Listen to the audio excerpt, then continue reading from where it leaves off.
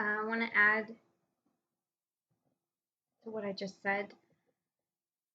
I want to ask the question, is the psych eval process during the hiring phase also helping with burnout and PTSD and suicide rates?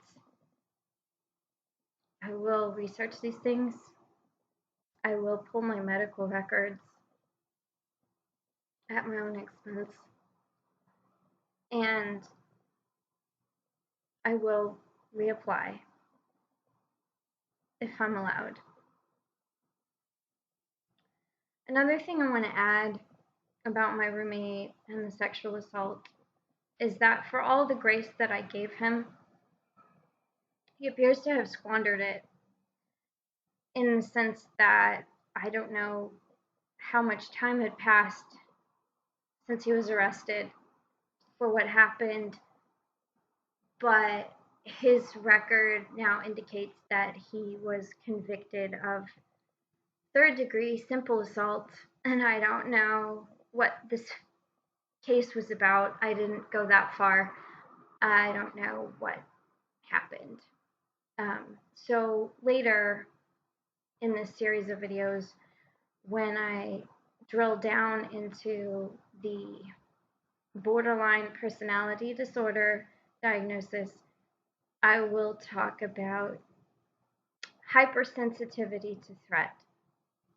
Hypersensitivity to threat is something that's attributed to people with this diagnosis, and I find it highly insulting.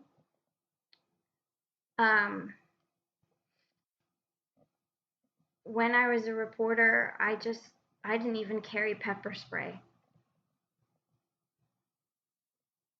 because I relied solely on situational awareness.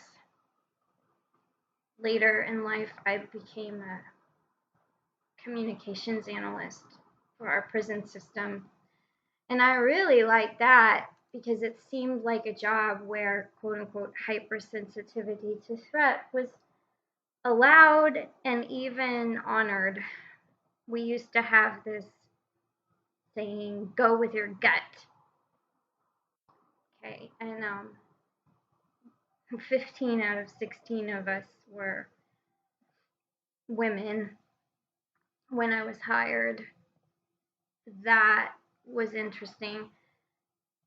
There was another man who joined the team later, but I asked my supervisor about this, and she said it's pretty much the norm for all the teams. The company finds it to its advantage because women have higher levels of intuition, and they tend to do better in this role of listening all day to prisoners talk on the phone and trying to intercept nefarious activity. There's really a lot to unpack there. For instance, now I look back on it and my gut tells me that women are more willing to work for $15 an hour without benefits. But anyway, I will get into that and hypersensitivity to threat in other videos. Good night.